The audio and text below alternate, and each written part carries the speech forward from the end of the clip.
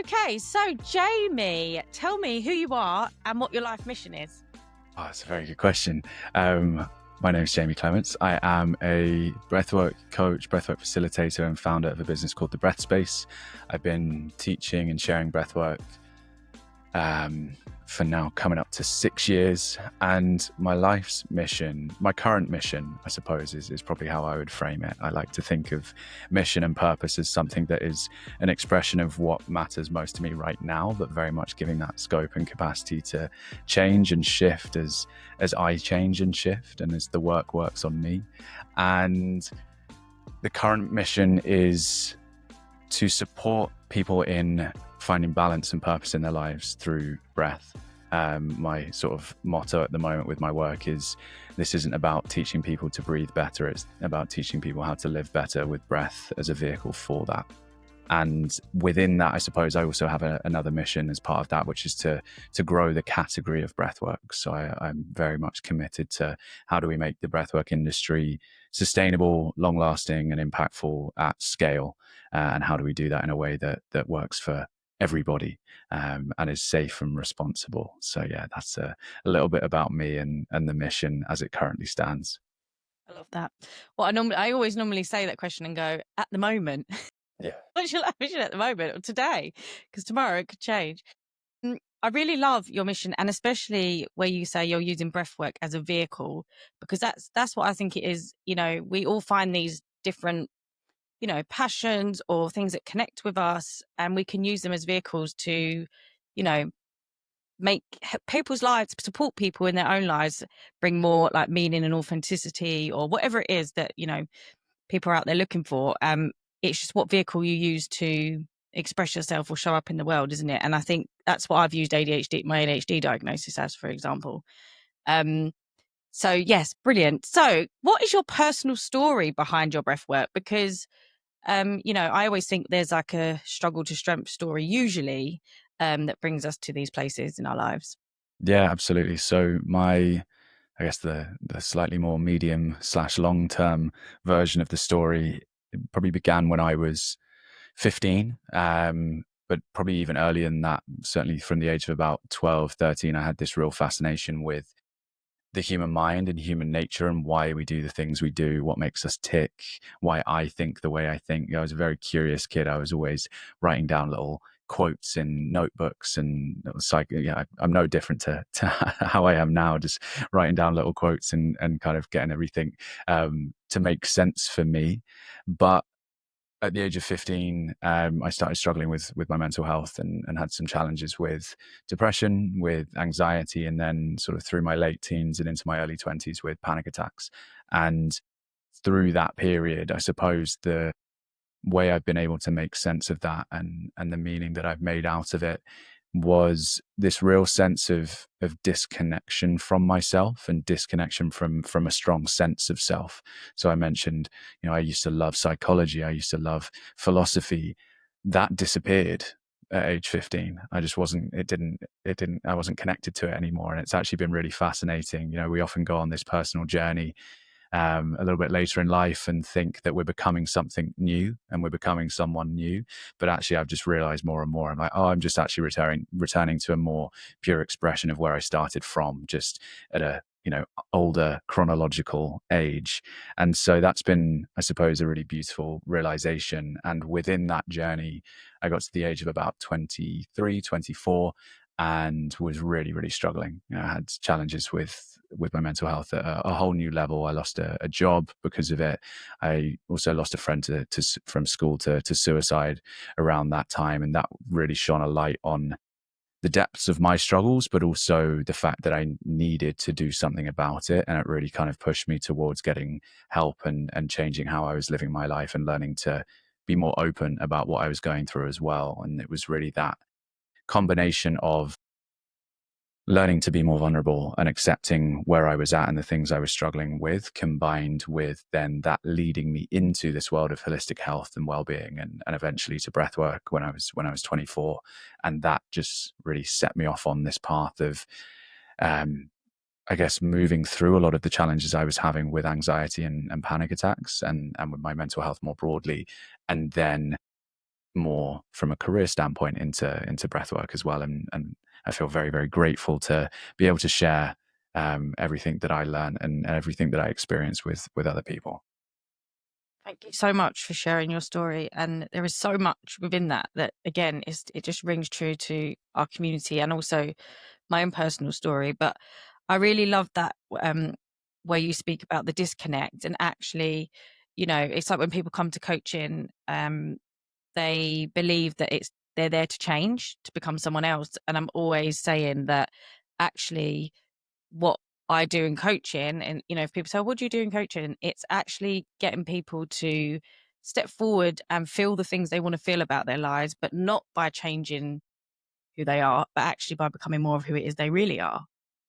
And that's the thing I think we don't realize, do we, in that moment when we're like, right, I want to make these big changes and I want to be someone else, but actually no, you actually just want to be who it is you really are. That's where the pain tends to be in that battle between ourselves, doesn't it? Um, and I'm really sorry to hear about your friend. Uh, how that you've used that again. It's like someone else's story of struggle, and to use that as a story of strength in your own life, and support others in this, to do the same. And I think it's so important um, to share our stories in that way, because that's where the changes can happen. And if it helps one person, then it helps one person, and that domino effect.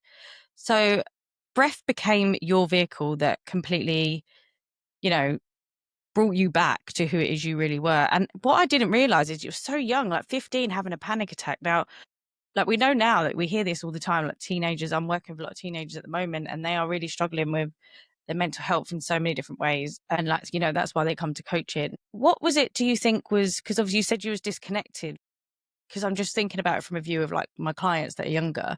What do you think was playing a part in that disconnect? Yeah, I think probably relevant to what we're talking about, there's two main things that I would pull out.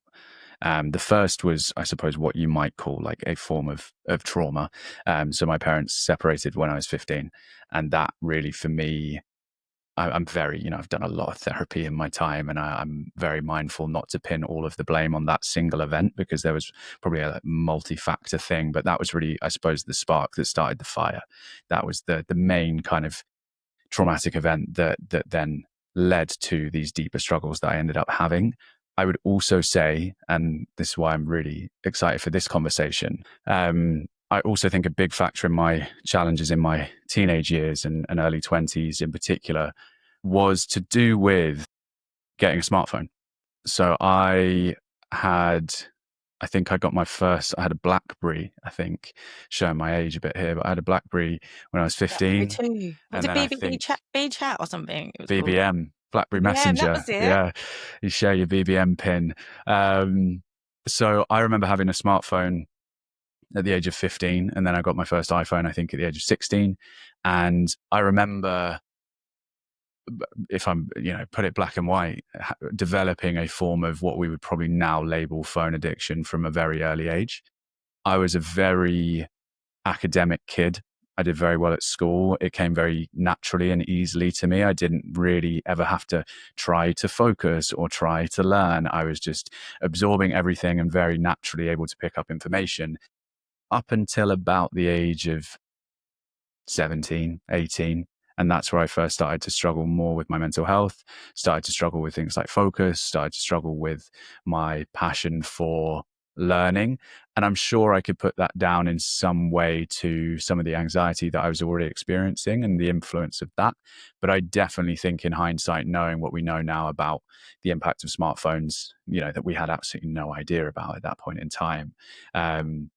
I'm absolutely certain that has had an impact on my mental health and what I was going through at that time as well. Oh my God, it is incredible, isn't it? When you think, because when you start connecting the dots, like you say, what we know now, and then connecting the dots with your life. And I see it day in, day out with clients who, will do the dopamine delay in the morning and we'll just trial it really small. Like you have to go so small and, make other areas of their life more meaningful to do that as well. Because if the more forbidden it comes, the harder it is. But I even have them come to sessions like the next week and they say, well, the difference in the way I feel, they don't want to admit that at first because they want it not to be the game or the phone But it's incredible, the difference, isn't it, in our moods? I know it if I've stayed on my phone late. Or what is going on there? What do you know? What do you want to share? I'm not an expert by any means, but I think just I'm more, lived experience. I've seen, I did a trek in the US last year for 6 days, had no signal, no electricity, wasn't on my phone for 6 days. The week after that's probably the best I've ever felt. It's not Mm, subtle. It's really not subtle. It's very obvious to me the impact that this stuff has. And I always say to my clients and friends and family, the odds are stacked against us. The yeah, tech is, we think we can outmuscle it, we think we can just willpower it, but it's it's dopamine, it's epinephrine, it's neurochemicals, it's nervous system. We are being manipulated, for want of a better term, towards addiction, whether that's the food system, whether that's technology, whatever it might be. We are not designed, in my opinion, to live the life that we're currently living. And you know for your clients, it's neurodiversity and ADHD. For my clients, it's anxiety, it's struggle with purpose and meaning, it's overwhelm. And all of these people going, "Oh, I'm broken." It's like, it's a natural response to an unnatural environment. I actually yeah. think that's probably one of the biggest things that I've learned, is that I would be really worried if people were feeling completely fine in the face of what we're up against. And I do think, that can sound very doom and gloom. I do think there are ways to live a meaningful, rich, purposeful, balanced life in today's world. But I think you have to know how to navigate it. It's not an easy feat. It's certainly not something that comes naturally given the current state of play. Definitely. And I know you say, oh, it's not, it sounds negative, but actually I think there's a lot of the first starting point with that is you'll give yourself compassion, because obviously as well, if we're coming from that place of shame, fear, panic, that never helps, right? In order Yeah, to take these steps, and then we'll have this awareness. So we are up against it. It's not us, just us with willpower on us to change our habits and all of this, which we can do. We have to remember that how big this is and how much is part of everything we do. The other day I went out, I left my phone somewhere for the first time in ever. And I couldn't pay for anything. I couldn't find out where I was going. I was just like, you just realize how much you rely on this thing. And that's the way it's been built, right? exactly. Yeah. I mean, I try to leave. Yeah, there's a yoga studio I practice at down the road from me. It's a 3-minute walk. I don't need my phone on the walk while I'm there or on the walk back. So I try and leave my phone at home.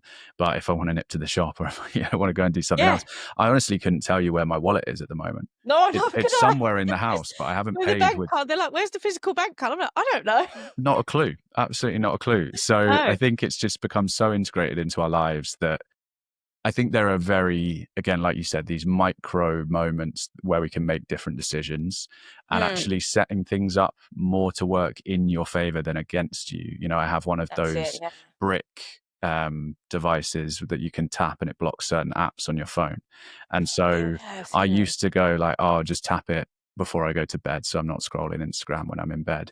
But now I'm being a bit more strict with myself, and I actually tap it first thing in the morning, or I have it on pretty much the whole time, and I actually have to go and tap if I want to go and access Instagram or an app that I've blocked myself from. And so I think it's Yeah, actually just accepting and admitting what we're up against and not feeling got to put shame in about that. place. And like, Exactly. we've now got to find tools, whether it's wellness or whether it's actual physical products and technology that can help us with these things. I do think we're now at a point where we're playing catch up, especially for people, of my generation, our generation, where actually this wasn't a conversation, and we're almost playing catch up on going, I can see the impact of smartphones on myself and my mental health.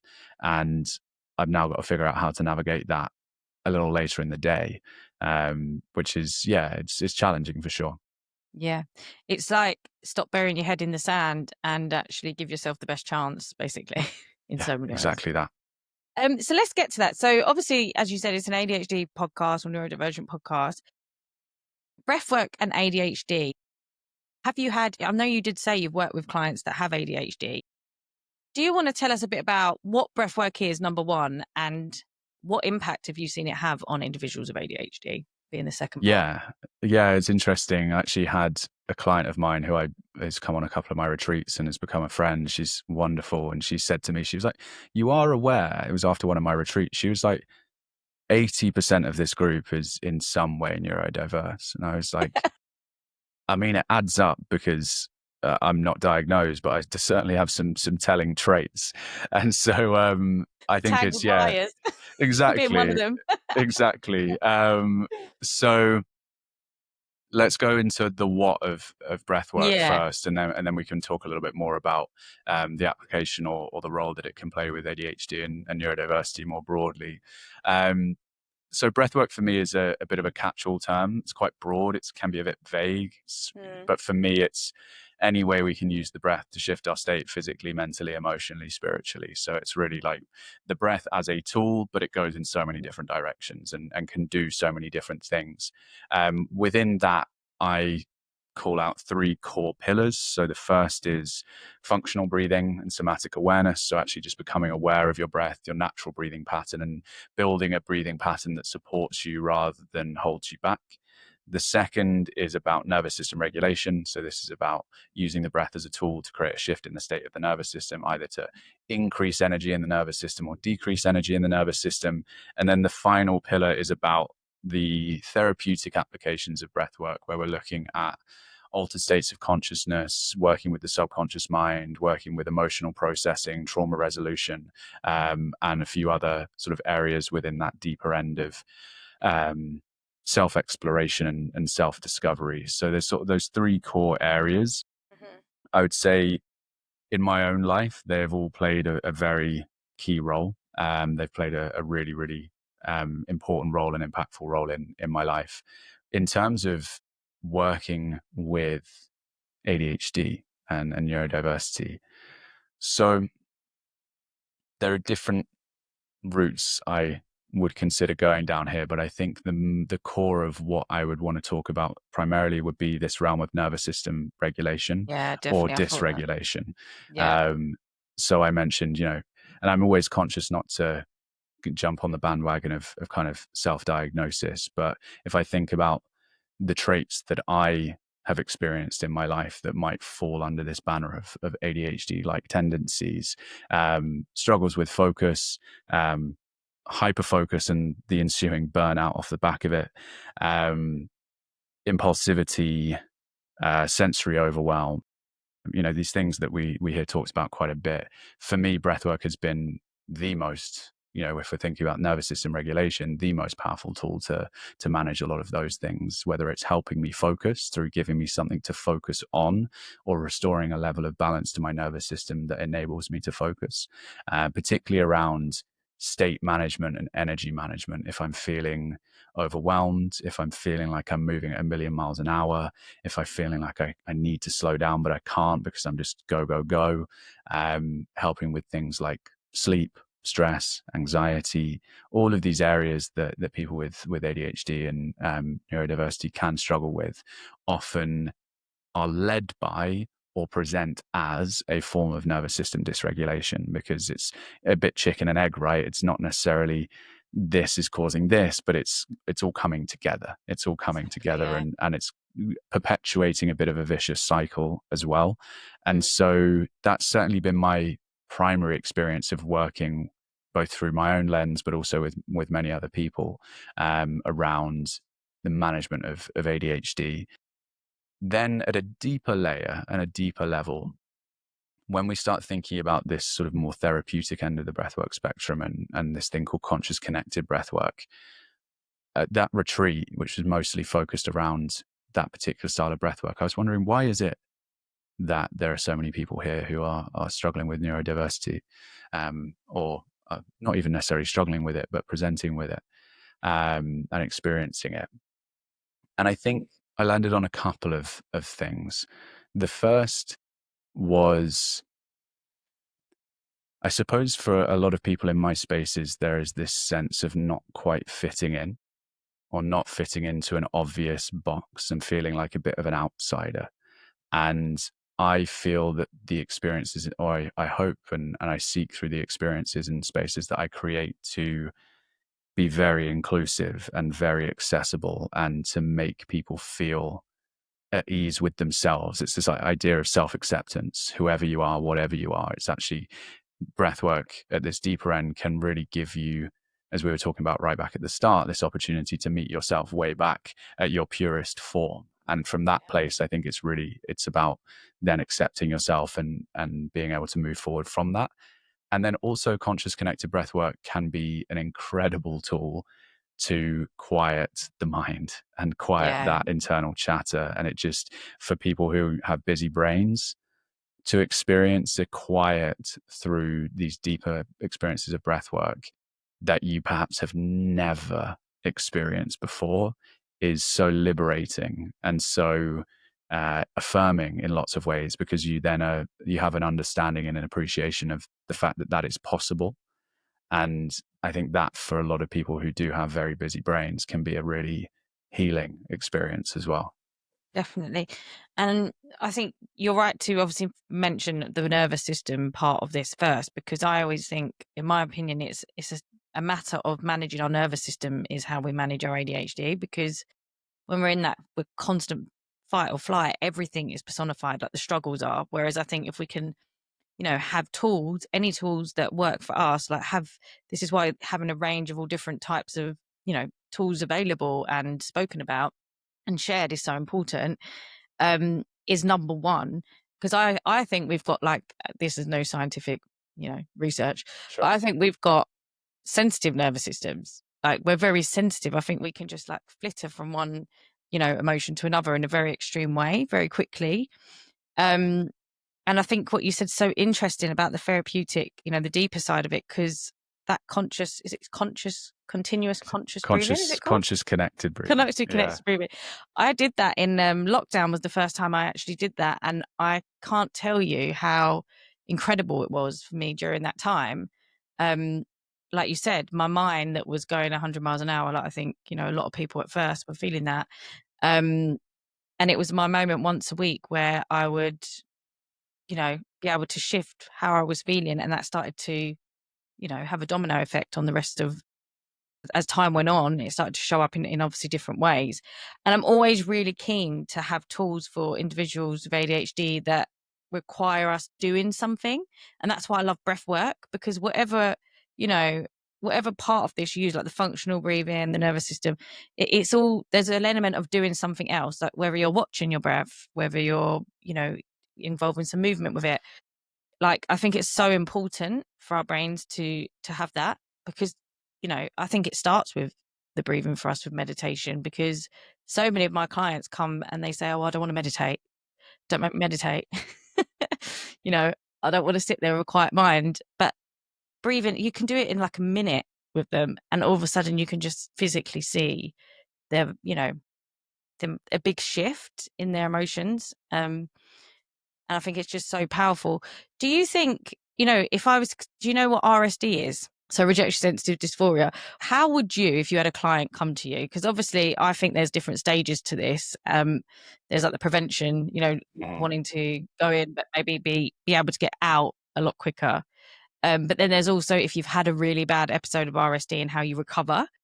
So what would you suggest to someone who might be, oh, I don't know, maybe like in the midst of it or something like that? What breath work would you say? Yeah, it's fascinating, right? And um, the advice I would give to someone experiencing intense RSD would be very similar to actually what I would say to someone experiencing intense anxiety or a Yeah. panic attack. It's actually very much, we're coming from a very, very similar place. And so I think you've alluded to some things there around, prevention and definitely the preventative, I guess, capacity building aspect within the nervous system, where we're going, how do I set the foundation to be less affected by rejection Mm. in the way that I normally am? And almost this idea of building the window of tolerance. It's like building our bucket. We've got a bigger bucket to hold life and hold all of these things that can throw us off. And that is really built through the day-to-day practice of these more balancing, calming breathwork techniques. It might be just simply slowing your breath down. It doesn't have to be a particular technique or count, just 5-10 minutes of breathing more slowly in and out of the nose. Could be something like extended exhale breathing, box breathing, just these really fundamental, mostly centered around slow, deep calm breathing. So that would be, I suppose, the preventative piece of just like setting yourself up for success. And then let's say, because it happens, to the best of us, we find ourselves triggered in some way in the depths of what we're experiencing. The two things I'd say here. Firstly, to avoid a shame cycle, we've got to let ourselves feel. We've actually not got to try and not block ourselves Yeah. from feeling something, because that just is a pushing down, and that will, whack-a-mole, it'll come up somewhere else and bite us in the ass if we just keep pushing stuff down. So actually giving yourself permission to feel and not shaming yourself for it, but to take the edge off, or to help yourself navigate it a little bit more smoothly. The same techniques I would usually steer someone towards in intense emotion, something like extended exhale breathing, where we're in through the nose and blowing the exhale really slowly out through the mouth. It's nothing mind-blowingly complicated, but it's damn effective when it So comes to really effective. just taking the edge off. Yeah. And I think that's like it's simple tools, or just, awareness around things like that can change someone's life. Like learning that exhales being extended can change and shift your mood so much, like, and calm you down, has been a game changer in my life, because that's all you have to think about. You're like, right, you don't just like breathe, because at first people say, breathe, take a deep breath. Well, you're breathing in your chest, you're breathing short and sharp, you don't know what you're doing. But just know that all you have to focus on is the breath out, and make it a bit longer each and every time. It's Exactly. such a simple thing. Like, you could do that in the car, Yeah, and people always, I think, no, that's unfair. It's a big generalization to say always, but often people will expect the effective answer to be complicated. Yeah. And people will ask me, what would you recommend? And I give them two of the most simple pieces of advice, and they sort of look at me waiting for more, waiting for the piece of like golden wisdom that's going to, if you do it standing on your head with your eyes closed, one eye open, Yeah. one eye closed, with, naked, then that's when it will work. But actually, no, it's like just doing No. it, remembering it. But also I'm always keen to marry up the techniques with this underlying I guess, mental reframe and reshift around acceptance and self-compassion. And Yeah. because often we can use these tools as a way to just hate ourselves. We're like, oh, you idiot. Definitely. You've been, your RSD's shown up again, and now you've got to do your stupid breath work because you can't handle yourself and you It can't becomes control another yourself. stick to beat yourself up Exactly. about. I always say this in yoga as well. I'm like, don't make this another thing. Yeah. We are very, very good in the wellness world at fundamentally missing the point. I really believe that. It's like these things become something that we're scared of not doing. And then when we forget to do them, it deepens our belief that we're not good enough. And then we need to buy or, learn more things. Relax, literally take a breath and just pause and Literally accept that take a you're breath. okay. Yeah. Exactly. Sorry to interrupt, but are you getting bored of the mundane? Doing the same old thing day in, day out? Me too. It's not good for the old ADHD, that. And that's why I'm running away to the mountains this September to host another ADHD retreat. And I would love you to come. From the 11th to the 15th of September, we are heading to the French Alps, home of the Tour de France, for 5 whole bloody days. And this isn't your typical retreat, because you're not typical. So whether you want to hike mountains at sunrise or sleep through breakfast, there is no right way to do this. All you need to do is come as you are and be as you are. So if you fancy untangling your ADHD with me in the magical mountains this September, head over to untangledco.com. and let's get out of here. When I started listening to you on other podcasts, the thing I love so much is your view on the wellness world and how you approach it. And I've called it like breaking the mold, basically. But it sounds like a bit of a similar view to I have of my own work. And what we can see is these very extreme messages going out about this is wrong, this is right, and this is how you should be doing it. And what that does, I think, is create space. It doesn't create a safe space for people to come and be themselves. And actually, that's the whole point. And especially in the ADHD community, I'm like, we're trying to celebrate difference. So actually, if we're creating these little systems within our own community that block other people out, then we're just doing the same thing that we're trying to break down, right? So can you tell us a little bit about why you call yourself a master generalist, for example?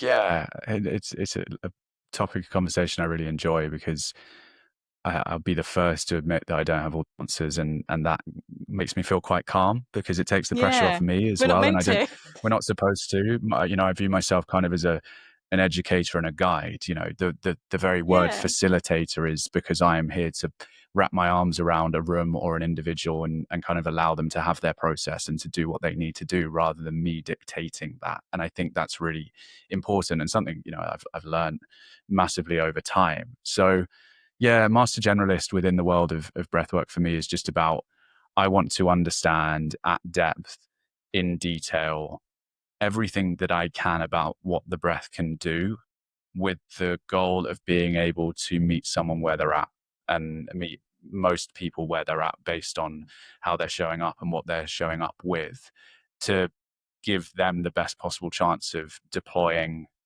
these tools in a way that's genuinely going to benefit them rather than trying to squeeze them into my specialized box.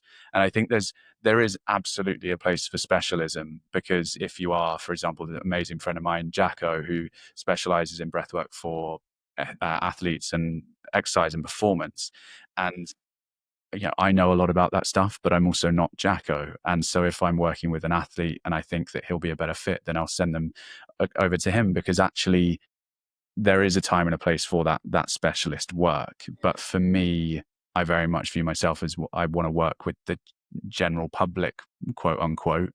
And in order to do that, I have to appreciate that everyone's different and we're all showing up in different ways. And so I think that for me has always been the approach that I've tried to take. It ties in nicely, I think, to what we were talking about earlier around sort of accepting what we're up against as far as this experience of life right now for most people. Within the wellness world, I also think we have to accept what we're up against, which is that we are playing by the rules of a certain game, a certain system that, whether it was capitalism or whatever it is, those things are infused into whatever is created in the world.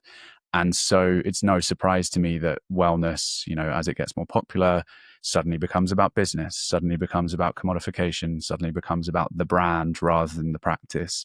And it all Mm. gets very, it all becomes a bit of a marketplace. And I think that's inevitable. And fundamentally, it's not bad, but it brings out quite a lot of the bad as well when it comes to marketing, when it comes to sales, when it comes to how we package these things up and how we talk about them. And it creates polarization.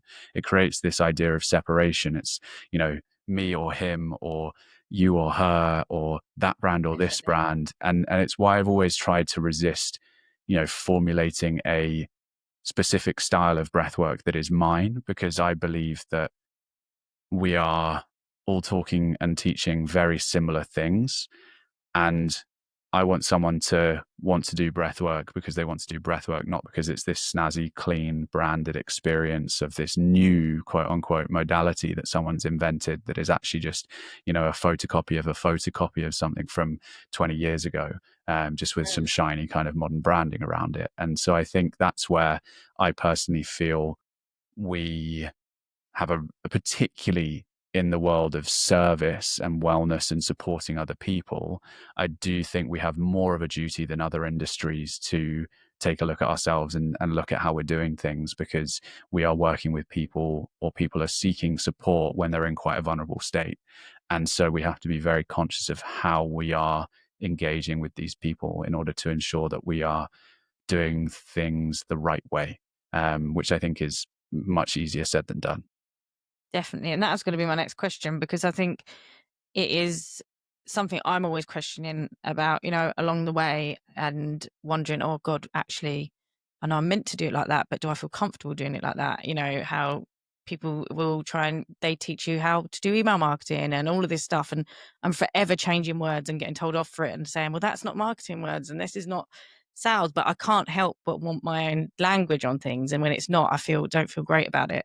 When you approach, how you approach your business now, and your practice, was it easy, or did you have times where you felt like, oh, you were maybe masking a little bit, or found it hard to be yourself in this industry? Absolutely. Yeah. I find I really resonate with the topic of masking. I, even if we take any talk of neurodiversity out of it, through my late teens, kind of the period that we discussed around my mental health, probably the overarching theme, yes, was this disconnection from myself, but it was also I think, as a lot of people do at that age, I never really developed a particularly strong sense of self. And so I actually became a real master of adaptability and fitting in and masking. I could adjust and fit in most places. I played rugby for a very long time, and I would say I was there because I was good at the sport, not because the culture kind of was the perfect fit for me, but I knew how to talk the talk and walk the walk of someone in that world. It was the Mm, same at university. It was the same early in my career in the city. I was able to, one thing I do pride myself on is like, I'm very observant. I can pick up cues acutely. And so that combined with a lack of a sense of self just meant I was like, I could be exactly what that world needed me to be. And it worked, but it didn't work for me. It worked in the context of the thing, but I found myself getting increasingly miserable and increasingly feeling increasingly uneasy to the point of breaking down ultimately. And so I'd be lying if I said that that all just suddenly went away when I started getting into the wellness world, because that's to do with my character, that's to do with my past, my wounds, my patterns. And for me, there was a level of, particularly early in my career, and I've not really spoken about this a huge amount, um, doing what I thought I should be doing.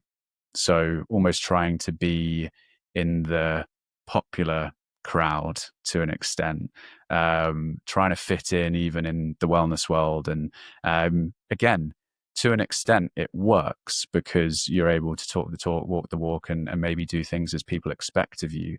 But again, it wasn't scratching the itch for me of actually expressing myself the way I wanted to. And so probably the last 4 years or so has been a real effort for me and a real marked sort of intentional journey of, and I really have seen it in the last 12 to 18 months where I feel so much more confident expressing exactly what I think and not fearing in the same way I did before, rejection or being misunderstood.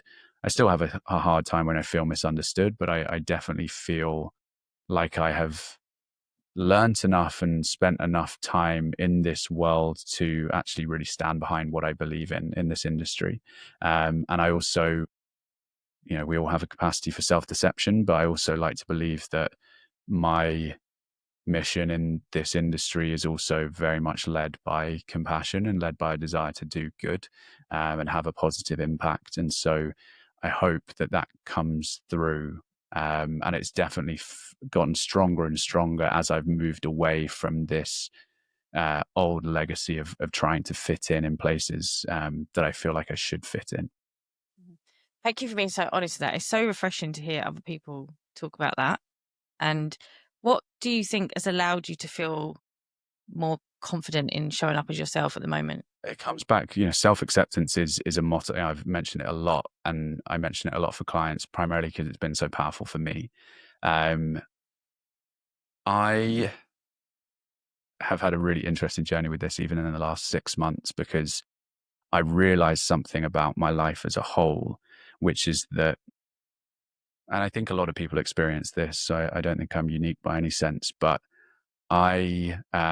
we get drawn towards places where people look like us, sound like us. We're quite basic and surface level when it comes to being just purely primal animals. Oh, that person looks like me and sounds like me, so they'll probably be like me.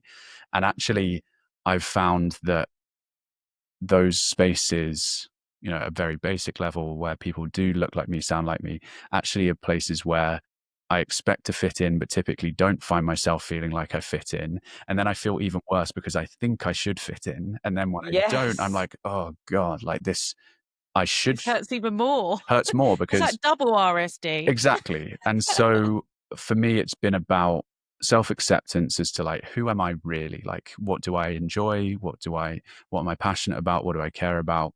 And then really, really learning to listen to my gut and trust myself. I've spent a lot of my life not trusting myself, and operating off of shoulds and operating off of what I think I should be doing. When actually, the more that I truly believe, and I say to all my clients, like, the answer. It's just whether it's because of your nervous system, whether it's because of wounds and old patterns, you're just not used to trusting your gut. Some Yeah. people, we're just really disconnected from it entirely. We struggle to hear it. And for other people, we hear it, but we ignore it. And Ignore so it. I think Yeah. for me, it's been a process and a practice of, A, learning to listen to it again, and then B, actually going, yeah, I trust that now, and making choices based on that. Act on it. Yeah. Exactly. And do you think breathwork's allowed you to, well, know or listen to your gut? Because I think as well, for years, I used to say, if people asked me that years ago, I'd be like, I don't know what my gut reaction is. But it's only until you slow down, right, and start to have a practice like breath work or whatever it is. Yeah, I think many, many layers to that. I think, as you beautifully said, like, the stillness is the key, in terms of, if there isn't stillness, then you can't listen. Like, there's no space to listen. And then beyond that, um, working with your breath to calm your nervous system, so you can almost quiet the noise enough to pay attention to what's being said and what you're feeling.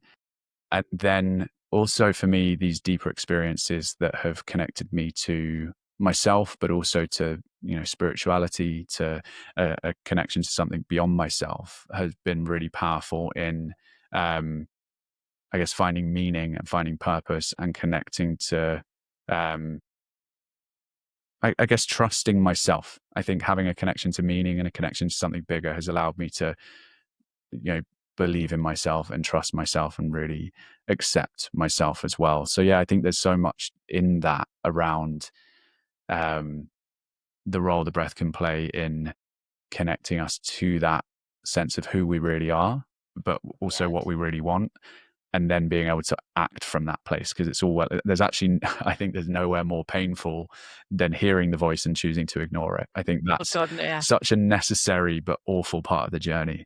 Is definitely. you start to hear it again, and then you realize you're doing things in your life, or for me, working in a job or in a relationship that is just so fundamentally not right, and all of a sudden you've got to do something about that, and Yeah. that's And it's got to be tough. you. That's the painful part, isn't it? It's like no one's coming to save you in that moment. You've either, got to do something with it or live in this pain. Exactly. Um, I think as well, maybe that's the point where the trust, like you say, believing in something bigger comes in handy. Like, there is no wrong decision right now. There's just going to be knowledge. And from that, there's going to be learning, right? Either way. Yeah, I say to all my clients, there is no wrong decision. There's just the decision you make and what you do with it. And I think that, it can verge on, as a lot of good advice can verge on sounding like bypassing, because it's like, Yeah. but what if I actually make a terrible decision? It's like, yeah, fair enough. There will be moments where there might be, quote unquote, a wrong decision, but the mindset can always be, particularly if it's deciding between this logo and that logo, or, do I want to do this podcast or not do this podcast? When the stakes and the consequences are not, life or death, there is no wrong decision. No It's wrong. just And they're the ones we redirection. tend to like overthink so much as well. Yeah, And the big ones we're just like, exactly. big decisions we don't procrastinate on so much. Okay, so quick fire round. One word to describe ADHD. Oh, creative. Like that. One word to describe how you feel after a deep breathwork session. Expansive. And what is your favorite place to practice breathwork? Literally down here, on the floor. So I've been living in this flat now for just 2 months, and people won't be able to see this, but there is this big window that looks out into our lovely little garden, and there is not a little tree, there's a big old tree at the end of the garden. And I've developed quite a relationship with this tree, because I'll sit on my meditation cushion every single morning looking out that window. I spend a bit of time eyes closed, kind of going inwards, doing my breathwork practice, but then I'll spend a lot of time just sort of looking out into the world. And that is, without a doubt, I'm sure there are some fancier places and some more exciting places, but that is my most frequent place, and a place that, yeah, is a real kind of anchor point for me. I love that. It's like looking forward to your little morning breath. How long do you do your breath work and meditation in the morning? I'd say minimum 10 minutes, maximum 30 minutes. So you've got like a semi framework, no strict rules on how long you should be there. Yeah, I think that's the thing. When you're new to this work, if you're just getting started, I do think it's helpful to have like, I'm going to do my 10 minutes a day. I think having a framework, having something to follow is really helpful. I'm 9 years into my personal practice with this, and it's changed. It's warped. It's morphed a lot. And for me right now, it's pretty simple, but I know it can flex whether I have 10 minutes before I actually need to get out and get on with the day, or whether Yeah, I have an hour. I'll build something into the time that I have, and I have just, I guess, a bigger toolkit than someone who might be new to this stuff as well, so I can kind of toy around with it. exactly. And it's just you have that non-negotiable time set to do that, which is For sure. I also think it's quite important. Yeah, I think for anyone who is prone to a busier brain and a slightly, Mhm. naturally more intense state of the nervous system, one of the most valuable things I've found is starting slow. So, Yeah, not get up, get out of bed, get on with the day. Can I give myself half hour where I get up, I get out of bed, go to the loo, I might have a shower, I might do a little bit of breath work, I might read a bit of my book. Like, just having some time before the phone, before the day like kicks in hard, is so valuable for me. Like, I feel the difference throughout the day on the days where sometimes I do have to just get up and get out. Um, I really feel the difference in how the rest of the day plays out. definitely. I just noticed that if that ever doesn't happen for whatever reason, like the way my day goes is so different. I just feel scattered, Yeah. basically, more scattered than usual. So, any last words to someone who might be, I think, struggling to live a more authentic life right now? Oh, it's a really good question. I thought you were going to ask me about breathwork, and I'm really I glad, know. really That's glad you why I'm didn't. changing it. Really glad you didn't. To live a more authentic life. It's going to sound boring, but I think it's really important. Stillness and silence is this, it has to be a part of it. It really has to be, because you have to learn who you are in the space in between. There's a great quote from Michael Singer that says, if you want to understand why you do something, stop doing it and see how you feel. And I think that's a God, yeah. great thing, because we have so many of these little vices, these little distractive and destructive behaviors. Some of them aren't even, necessarily that negative, that we're just doing No, things, but we are ultimately distracting ourselves from what lives inside the quiet. And I think for that's sure. the most important thing when it comes to authenticity. And then it really is about, and I've seen this in my own life, particularly in connection to confidence. I'd say I've always struggled with confidence to an extent. And the best way I've found to genuinely build confidence is to honor and express your needs, even in the face of discomfort. For example, where you might feel like, I'm not okay with that, or I don't like what's happening here, or I don't like this interaction, or I'm not comfortable with this.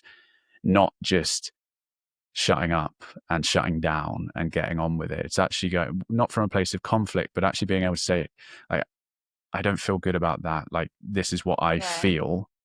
And actually it being completely okay with what comes back the other way, but knowing that you've chosen yourself in that moment, I think for me is probably the biggest place of building authentic confidence as well. And confidence in who you are is actually just choosing yourself regularly. definitely. I think the key thing here, what you said, is space. So whatever you need to do to create space, because then that's how you make that decision, isn't it? Without that space in between a thought or an action, like if we can't create that space, then we're never giving ourselves the opportunity to choose and make more aligned decisions. For sure. Thank you so much, Jamie. Can you Thank tell us you. what you're hyper focusing on, where people can Yeah. find you, Uh, all of that jazz? yeah, I'm in like a weird kind of interesting what you said as well about feeling a little scattered today. Um, I'm in like a weird lull of low focus at the moment, so I'm not particularly like dialed into anything. I know it will come back. I'm sort of working with my practices to bring it back. But in terms of what I am working on, I've got an online course called Breathwork Mastery that we've just launched the next cohort of, which is happening in September. Also working hard on my app, the Breath Space app. Exciting. And then retreats and events and all the in-person stuff that I really love. So yeah, I mean, I'm always somewhat hyper-focused on my business and my work because I love it. I love it that we say that because we've got the stuff that's going on. Because obviously you've done these things probably a few times. You're like, I'm not dialed into anything because there's nothing new right now that's come up. But we've got so much going on anyway. Yeah. What is your website? Did you say it? I can't remember. I didn't. Thebreathspace.co.uk. And when is the app coming out? The app's out. It's live. Oh, it's out. Yeah, it's live. Wow. I need to get on the app. The Breath Space. Brilliant. Amazing. Anything else you want to say? No. Just thank you. Thank you. Thank you so much for joining me on the ADHD Untangled podcast. I hope that these episodes are inspiring you to step forward with confidence despite the struggles that you face with ADHD. If you want to find out more about ADHD coaching, retreats, trainings, then check out my Instagram, ADHD_Untangled, or my website, untangledco.com. Let's get untangled and show the world what we are made of.